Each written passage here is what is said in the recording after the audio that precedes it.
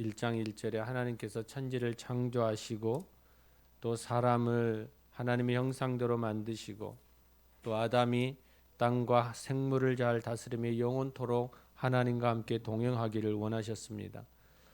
그러나 우리가 잘 알듯이 아담은 사단의 유혹에 넘어가 하나님의 뜻에 불순종함으로 죄를 짓고 그로 인해 사망의 첫 열매가 됨으로 인해 인류의 역사는 죄인의 역사가 이어져 가게 됩니다.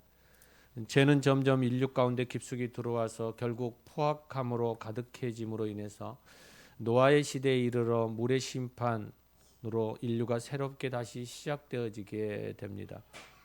그 새롭게 시작된 인류가 하나님의 처음 창조 때처럼 하나님과 동행하는 삶으로 거듭났으면 좋았으련만 한 번 죄에 감염된 인간은 그 죄에서 벗어나지 못하고 또다시 아담과 같은 죄를 짓게 됩니다. 그들은 여전히 하나님과 같이 되고 싶어 했고 그들은 무서운 하나님의 심판에서부터 스스로 벗어나고자 했습니다. 그래서 창세기 11장에 보면 그들은 모두 하나가 되어 바벨에서 탑을 쌓아 하나님을 대적하고 자신들을 보호하려고 하는 그러한 모습들이 나옵니다. 그 결과 그들의 언어가 혼잡하여지고 그들이 하나 되고자 했던 계획은 무너지고 오히려 그들은 뿔뿔이 흩어지는 그러한 심판을 받게 됩니다. 이렇게 죄악된 인류로 이어져 내려오는 역사 속에서 또다시 하나님은 한 사람에게 집중하십니다. 그 사람이 바로 데라의 자녀인 아브라함입니다. 무슨 이유에서인지 어느 날 갑자기 아브라함의 아버지 데라가 아브라함과 손자 롯의 가족을 데리고 우상의 도시 갈대아 우르를 떠나 가나안으로 가고자 합니다. 가나안으로 길을 떠나지만 가는 도중에 하란이라는 곳에 머물러서 정착했던 이야기가 11장에 나오면서 마칩니다. 그리고 12장을 시작하면서 어느 날 하나님께서 아브라함을 부르시고 그에게 하나님의 약속의 땅을 말씀하시면서 고향과 친척과 아버지의 집을 떠날 것을 말씀하십니다. 아브라함은 하나님의 말씀에 순종하여 본토 친척 그 아비의 집을 떠나 새로운 땅 가나안에 정착하였습니다. 이 아브라함은 가나안 땅에서 자신을 열국의 조상 아브라함으로 선언해 주시는 하나님의 음성을 창세기 17장에 듣게 됩니다. 이제후로는 내 이름을 아브라함이라 하지 아니하고 아브라함이라 하리니 이는 내가 너를 여러 민족의 아버지가 되게 함이니라. 이 언약의 말씀은 아브라함의 후손을 통해 세워질 이스라엘에게 이어지게 될 것입니다. 그런데 출애굽기 1장을 와서 보면 야곱을 통해 애굽으로 건너간 이스라엘 백성들이 애굽에서 노예로 전락하여 살아가는 430년 동안 아브라함에게 주어진 하나님의 약속은 잊혀진 듯 보였습니다.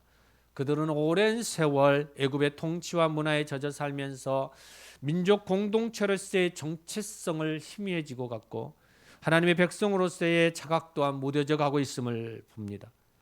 이로써 이 430년간의 긴 세월 동안 그들은 하나님의 현존을 경험하지 못하고 살아가는 듯 보였지만 하나님은 여전히 그들에게 집중하여 있었고 그들의 부르짖음에 응답하셨고 또다시 아브라함과 약속을 성취하시는 선택된 민족으로서의 전환점을 마련해 주십니다.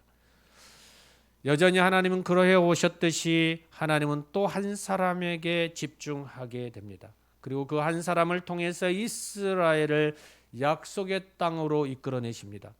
하나님은 430년의 공백 기간에도 침묵하시면서 이스라엘을 위해 끊임없이 행동하고 계셨던 것입니다. 사랑하는 여러분, 하나님의 뜻은 이스라엘을 모든 나라의 가운데 구원의 중심축으로 삼는 것이었습니다. 그리고 출애굽의 대역사는 하나님의 뜻 안에서 약속을 이루시는 과정이었습니다. 출애굽은 이스라엘이 하나님의 뜻 안에서 새롭게 일어나는 힘찬 도둠이었습니다. 생각해 보십시오.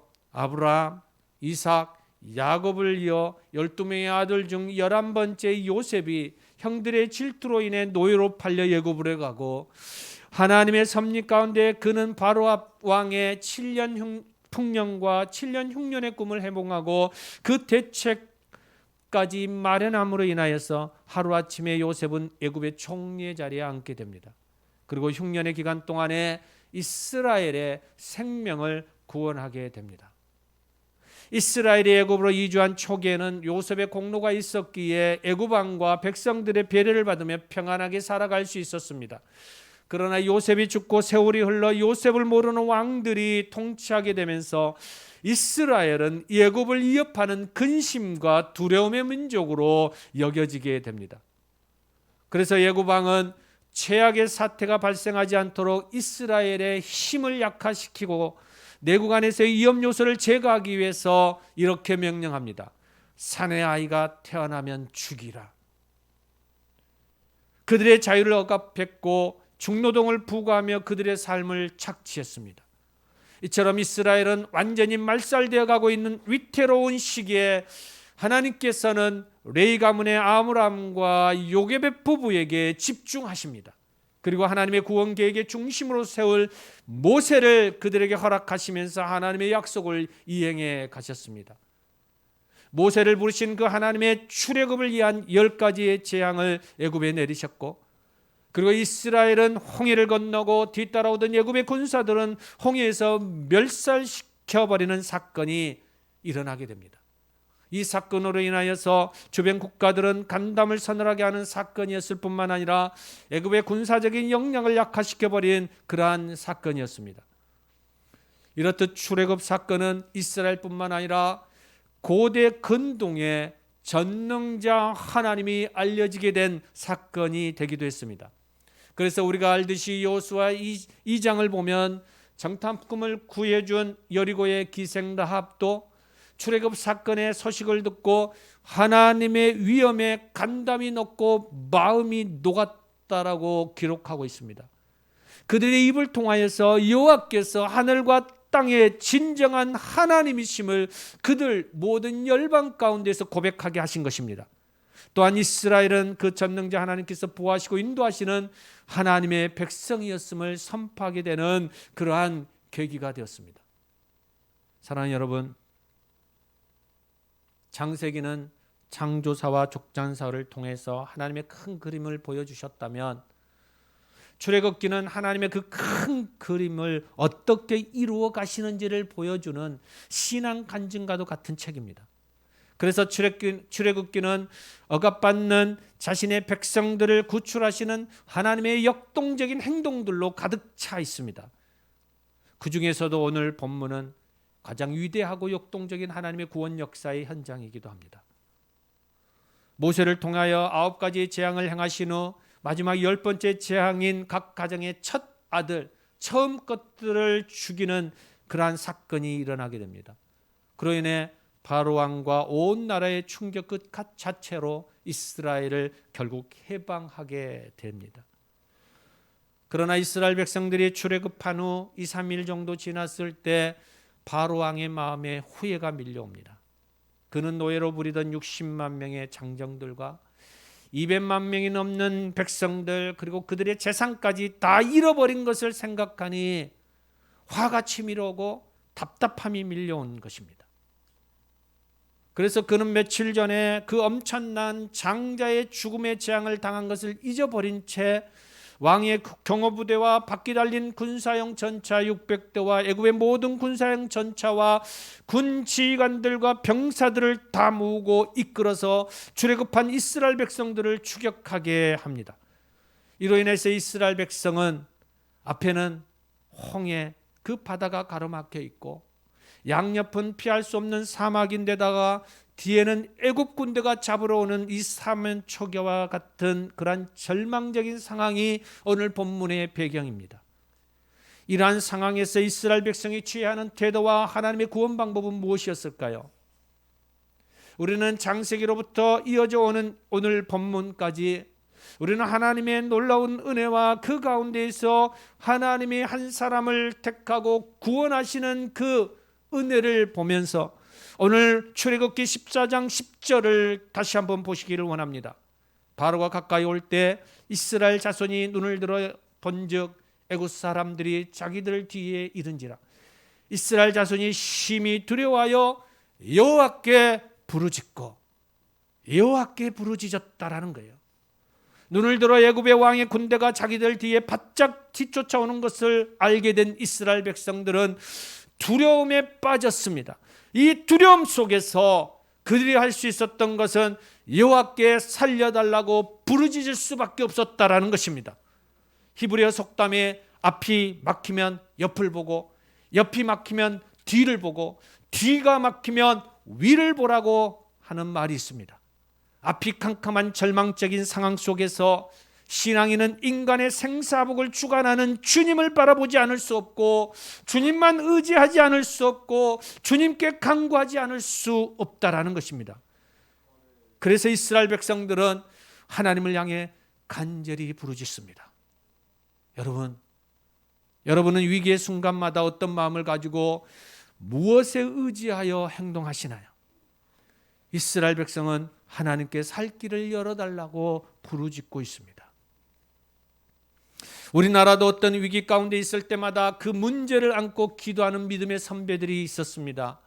기도마다 기도하는 분들이 끊이지 않았고, 또 성전기도나 골방기도나 상기도까지 가서 밤을 지새우며 소나무를 붙잡고 몸부림치며 기도했던 신앙의 선진들의 이야기를 수없이 들었습니다. 우리 번성교회가 세워질 때 이 반모성교회에서부터 목사님 말씀으로는 산에 가서 기도하고 기도원에 가서 기도하고 교인들과 함께 기도의 줄을 놓지 않으셨다라는 이야기를 들었습니다. 바로 우리의 선진들이 그 기도의 자리, 하나님 앞에 부르짖으며 나아갔던 그 자리 안에 서 있었기에 이 땅에 하나님의 은혜가 흘러왔다라고 생각합니다. 22여 년째 의료사고로 투병 중인 김온유 자매가 쓴 숨쉬지 못해도 괜찮아라는 책이 있습니다. 책 표지에는 나는 날마다 숨을 선물 받습니다. 이러한 표지가 글이 쓰여져 있습니다. 정말 이 책은 모든 힘을 쏟아 또박또박 써내려간 생명의 흔적이 묻어나오는 책입니다. 그녀는 14살 중학생이 되던 겨울 감기가 걸리게 되었고, 그래서 병원에 갔는데 그 증세가 점점 심해져서 폐수술까지 하게 됩니다. 그러나 그 상황은 더욱 악화되어 숨도 제대로 쉬지 못하는 상황이 되고 말았습니다. 의료진의 잘못된 판단으로 꽃다운 나이의 여중생이 홀로 살아갈 수 없는 지경에 이른 것입니다. 수도 없이 극단적인 생명의 기로에 살아가는, 어찌 보면 죽는 것보다 못한 삶의 연속이라고 생각할 수 있습니다. 이러한 상황은 지금도 계속되기에 봉사자들이 1초에 한 번씩 그녀의 수동식 인공호흡기인 엠브를 눌러주려고 24시간 함께 숙박하며 대기하는 이 엠브 천사들의 모임이 조성되고 있습니다. 다큐에서도 릴러이 온유라는 다큐를 다루고 방영되기도 했습니다. 저자는 병실에서 성경을 한 구절 한 구절 읽으면서 하나님께 묻고 또 물었습니다. 왜 하나님께서는 나에게만 응답하지 않으시는 걸까? 그렇게 시작된 성경 읽기를 통해서 하나님을 체험한 그녀는 20여 년 동안 몸에 다닌 이 산소 주머니를 누군가가 눌러주지 않으면 몇 분도 버티지 못하는 현실이지만, 그 현재의 삶을 사랑하고 감사하는 법을 배우게 되었음을 책의 마지막에 고백하고 있습니다. 나에게는 아픔 뒤에 오는 회복과 두려움 뒤에 오는 소망, 기다림 끝에 오는 성장이 유달리 더 감격스럽습니다. 매 순간 결코 당연하지 않은 호흡을 이어주는 이들의 사랑이 고맙고, 이렇게 살아서 은혜를 나눌 수 있는 것만으로도 더할 나위 없이 기쁩니다. 그렇기 때문에 때때로 누군가가 나에게 행복하냐고 물으면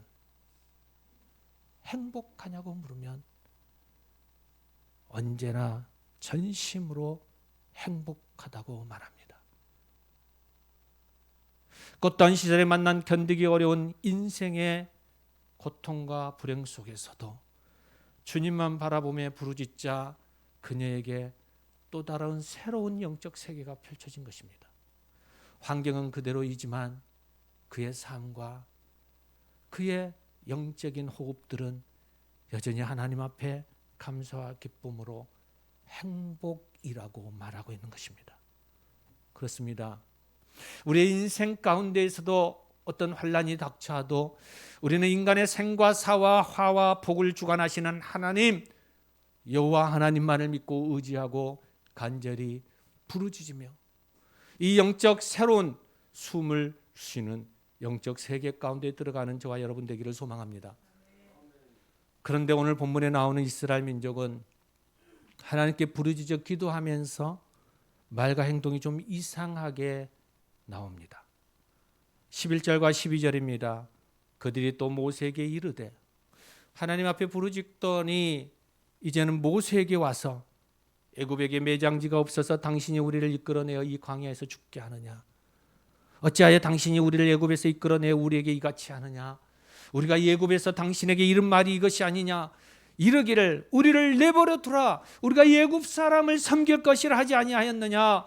애굽 사람을 섬기는 것이 광야에서 죽는 것보다 낫겠노라.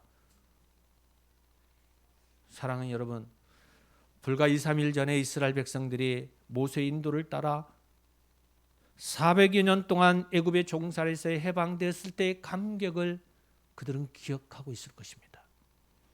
그런데 위기 가운데 섰을 때 그들은 그 감격은 싸그리 다 잊어버리고 이제는 모세를 향한 원망과 불평으로 한 목소리가 되어 저항하고 있는 모습입니다. 더욱이 기가 막힌 것은 조금 전에 여호와 하나님께 간절히 부르짖어 기도하고도 언제 부르짖었느냐는 듯이 금방 돌변하여서 거짓말까지 더해가며 불평하고 원망하고 있는 모습입니다. 생각해 보십시오. 이런 모습이 이스라엘 민족만의 모습일까요? 바로 우리들의 모습이기도 할 것입니다. 우리도 주님의 십자가의 사랑과 용서와 구원의 은혜를 고백하고도 금방 돌아서면 잊어버리고 정욕에 사로잡혀 살아가기에 급급할 때가 많습니다. 그래서 로마서 4장 29절에 보면 바울이 이렇게 말합니다. 무릇 더러운 말은 너희 입 밖에 내지 말고 오직 덕을 세우는 대로 소용되는 대로 선한 말을 하여 듣는 자에게 은혜를 끼치게 하라. 날마다 우리 안에 일어나는 이 원망과 불평과 우리 안에서부터의 비교의식 속에서 드러나는 우리의 불만족스러운 것은 우리 안에서부터 수없이 매 순간순간 일어납니다.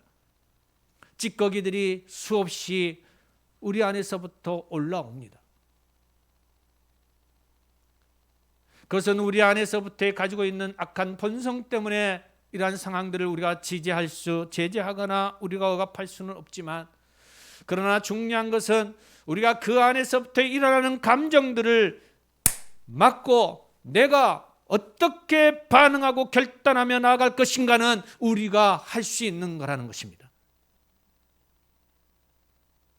성령의 충만함을 구하고 우리의 생각이나 말이나 행동하는 모든 것에 예수님의 사랑이 흘러나와 서로를 위로하고 힘이 되고 사랑하고 용서하고 칭찬하고 격려하고 감사하는 이 선한 말을 하기로 결단하고 듣는 자들에게 은혜를 끼치고 주님의 영광을 나타내는 삶이 되겠다라고 매 순간순간 우리 자신을 돌아보며 결단할 수 있다는 것입니다.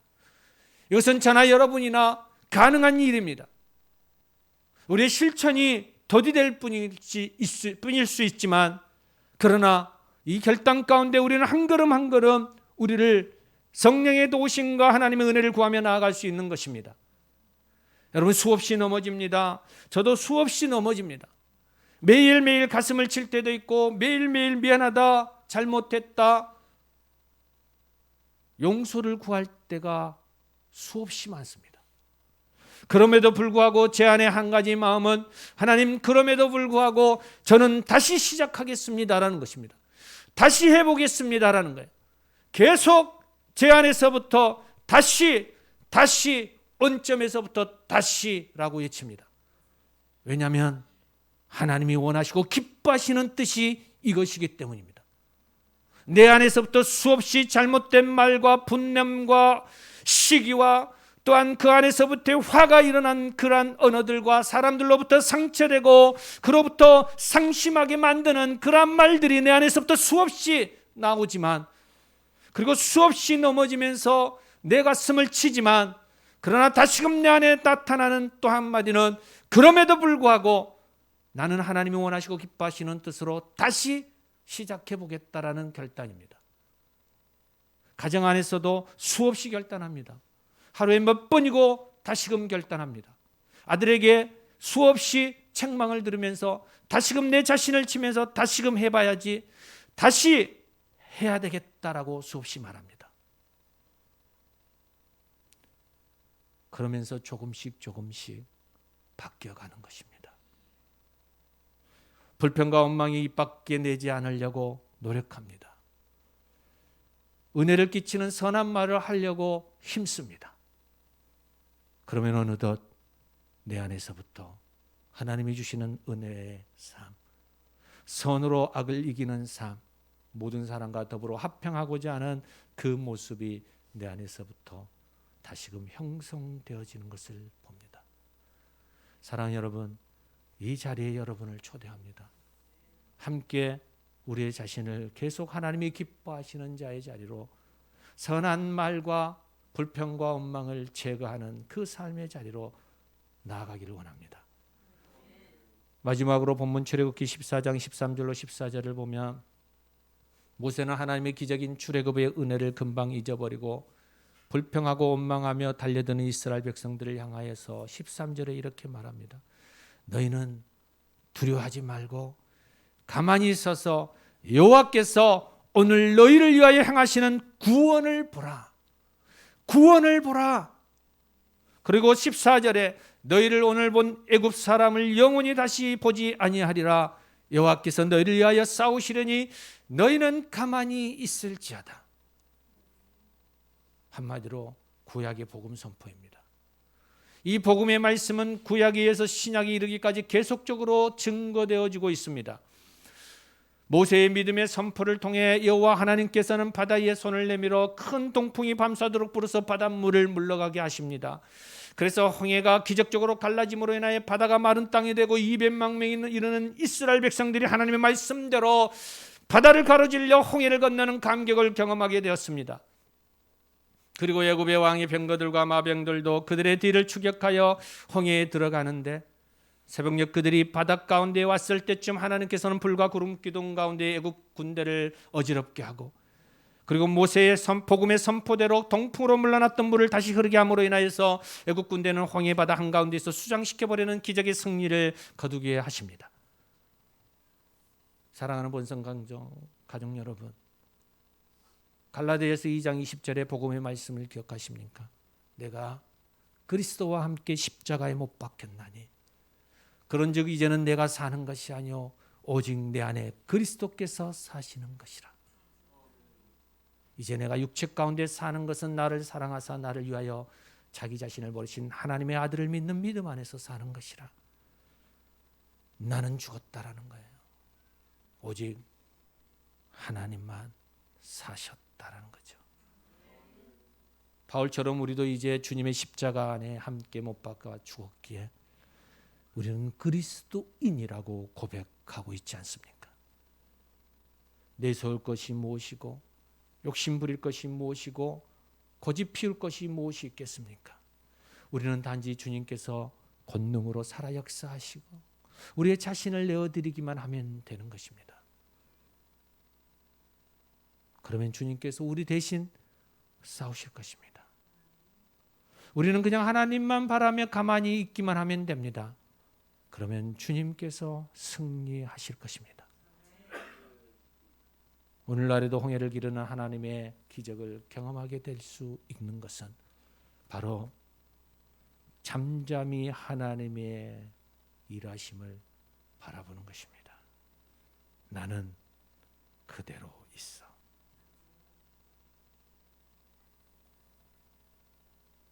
내가 앞서서 나아가는 것이 아니라 나는 잠잠히 하나님만 바라며 머물러 있으므로 하나님이 일하게 하시는 것입니다. 그럴 때 우리가 하는 것보다 더 놀라운 일들을 우리는 경험할 수 있는 것입니다. 마커스의 50지파에서 찬양 인도를 하고 있는 소진영 간사의 일화가 있습니다. 그가 25살 때의 일에 갑자기 오한이 오고 링거를 맞기 위해서 병원에 피검사를 하러 갔을 때 병원에서는 청천벽력과 같은 소리를 합니다. 바로 만성 골수서 백혈병이라는 것이죠. 바로 혈액암입니다. 그는 어려운 가운데 결혼하고 간신히 임신을 하고 딸을 낳았는데 딸이 청각장애 위기에 처하게 되었습니다. 그런데 그에게 한 가지 중요한 것은 조혈모세포라는 이식을 받을 수 있는 기회가 있었음에도 그는 이식을 받지 않았습니다. 왜냐하면 임신을 하기 위한 거였죠. 왜냐하면 이식을 받는 기회를 가지고 이식을 하게 되면 아이를 포기해야만 했기 때문입니다. 그래서 이식 수술을 포기했었기에 그 아이가 너무나도 귀한 아이죠. 그런데 그 아이가 청각장애 위기에 처하게 됩니다. 그때 서간사는 하나님 앞에 몸부림치며 기도합니다. 주여, 제가 이 아이를 위해 할 수 있는 것이 아무것도 없습니다. 이제 십자가 밑에 이 아이의 생명과 제 건강과 일생의 모든 것을 다 내어놓사오니 성령님께서 살아 역사하시고 영광을 받아 주시옵소서. 그는 아무것도 할 수 없었습니다. 그냥 하나님 앞에 내어드릴 뿐이었습니다. 그런데 놀랍게 하나님은 그 아이를 치유하셨고 서간사의 병도 정상으로 돌아올 수 있는 은혜를 허락해 주셨습니다. 그 체험 가운데 그가 지은 찬양이 바로 우리가 너무나도 잘 알고 있는 오직 예수뿐이네 라는 찬양입니다. 은혜 아니면 살아갈 수 없네. 호흡까지도 다 주의 것이니 세상 평안과 위로 내게 없어도 오직 예수뿐이네. 크신 계획 다 볼 수도 없고 작은 고난에 지쳐도 주께 묶인 나의 모든 삶 버티고 견디게 하시네. 오직 예수뿐이네. 사랑하는 성도 여러분, 험난한 인생길을 살아가는 것이 얼마나 외롭고 힘이 듭니까? 때로는 앞이 캄캄하고 낙심되어 절망 가운데 죽고 싶은 순간들을 맞이할 때도 있을 수 있습니다.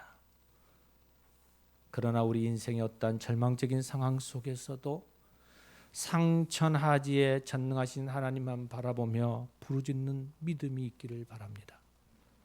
어떤 환경에서도 불평이나 불망이나 원망에 결단코 입 밖에 내지 않고 여호와께서 우리를 위하여 행하시는 일을 인내하며 믿음의 눈으로 바라보시고 고백하기를 원합니다. 그러면 이 마지막 때에 홍해가 갈라지고 원수가 무릎을 꿇고 영적으로 새로워지는 기적 같은 역사가 여러분의 삶 가운데 경험되어지고 간증되어지는 일이 이루어질 것을 저는 확신합니다. 이 믿음의 삶 안에 저와 여러분이 함께 한 걸음 걸어감으로 인하여서 이 기적의 증인의 주인공 자리에 서기를 간절히 축원합니다. 우리 함께 기도하시겠습니다. 오늘 이 시간 우리가 함께 기도하고 싶습니다.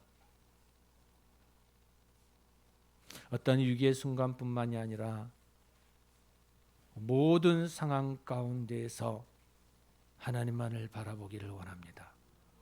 그리고 그 하나님께 부르짖으며 나아가기를 원합니다. 믿음으로 고백하며 하나님, 주님 앞에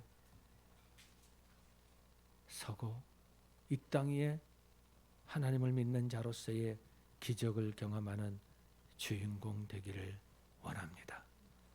이 말씀과 이 소망을 가지고 이 시간에 우리 함께 기도하겠습니다. 주님, 그렇습니다.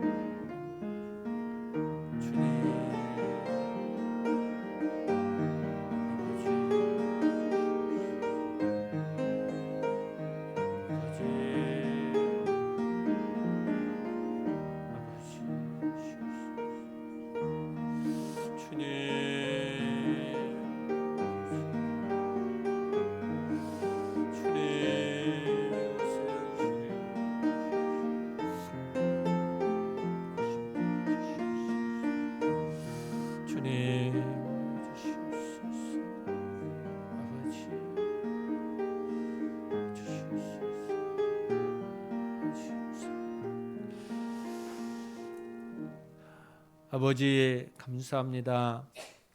우리의 삶 가운데 하나님만을 바라보며 우리의 모든 것을 내어놓을 수 있게 하여 주시니 감사합니다.